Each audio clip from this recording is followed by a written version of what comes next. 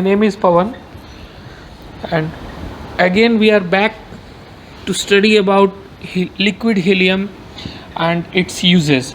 As you know, friends, mostly we use liquid helium as a cryogenics to cool the MRI magnets.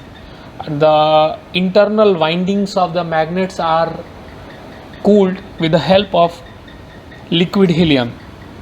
When you see the periodic table, you will find that in the 8th period of a periodic table, you will see the inert gases. It's a column of an inert gas like helium, neon, argon, krypton, xenon, radon. So helium is the lightest one. You can see that its atomic weight is 4 and the atomic number is 2. So helium is most common environmental gas. It is used in the environment. It's a natural gas and extracted naturally from the environment. It is not like we can make it in the factories. So as you can see here in this diagram, in this PPT, that there are the vast uses of helium. You can see in fiber optics you use helium, fiber optics, cutting and welding technology, pressure and rocket propulsion and all. Use lifting and balloon gases, electronics, driving, and of course in MRI. So we are more interested about MRIs. And so helium is the most common thing, and without this coolant, without cooling the MRI internal windings, you cannot ramp the magnet and you cannot run the system. So helium, and the basic and the most tricky part with this helium is it is extracted naturally from the environment and very difficult. So you will see the next slide now. Now this is the main slide I have prepared to show you that you see in this diagram, you can see that helium, there are other gases. See in the different parts of the soil beneath the ground, you will see that there are resources of different gases. While extraction, if you are extracting different gases and other sources, other elements inside the ground, you will find some gases as a byproduct here inside, and helium is also a part of that. It is extracted from the nature as a byproduct during the extraction. And if you will see worldwide, this slide I have taken from Linde Air Products, and they have given up international symposium paper presentation, and I use the data from them and showing this that there are resources, there are reservoirs and sources naturally for helium.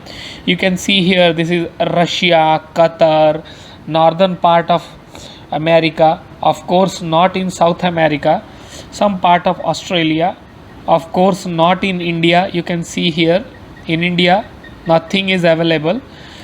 So these are the main sources for liquid helium. So you can imagine that if sitting in India, how difficult is it? It is not like you can something like you can develop in the factory. And so yeah, it's naturally extracted. So you see in this one, there are some countries you can see in future also, in current scenario and in future also, you can see these Algeria, Canada, China, Europe, Qatar and many other countries are there. They have reservoirs for helium, they have natural resources, and in future also they are going to supply helium. And if you see the logistics of helium, it's also really very cumbersome task. From the factory to the customer, it is difficult. So first they extract helium from the natural reservoirs, and they liquefy the helium. They liquefy the gaseous form of helium is being liquefied here in the factory, and they ship using the shipping storage containers. They ship it by stage. From here they send to the different bay. From there they send to the different bay of shipment, and from here to here it is shifted and transported using the containers and the distribution channels. So you can see that helium and those containers, and these containers you can see in the diagram, these containers are the vacuum chambers. They are not normal containers. These trucks are not normal container. It contains a vacuum, and whatever liquid is inside it, the heat will not go out. So this is specially designed containers, and liquid is intact. Whatever liquid is filled inside, it is intact, and safely you can ship that liquid to the customer site using these containers. If you see the usage of these helium and all, and the resources from where we get liquid helium, so we should pay attention, and we should deep dive and think that how to conserve the helium, how to save it, how to protect it, and how to change its form. So we should minimize the losses of helium by doing different audits. Like wherever in the industry you are using the helium, there should not be any leakage of liquid helium or gaseous helium. You should fix the leakage and unwanted expenditure, unwanted wastage of helium. You have to minimize the consumption, and you have to proactively use it wherever it is required. In case of MRI, since this is a medical equipment and served for the patients, without helium you cannot run the MRI system. Helium is used as a coolant, and once it is filled, 10 plus years, no need to bother about that. So still there is a shortage in helium, and because of this helium we are in a back foot in the current scenario.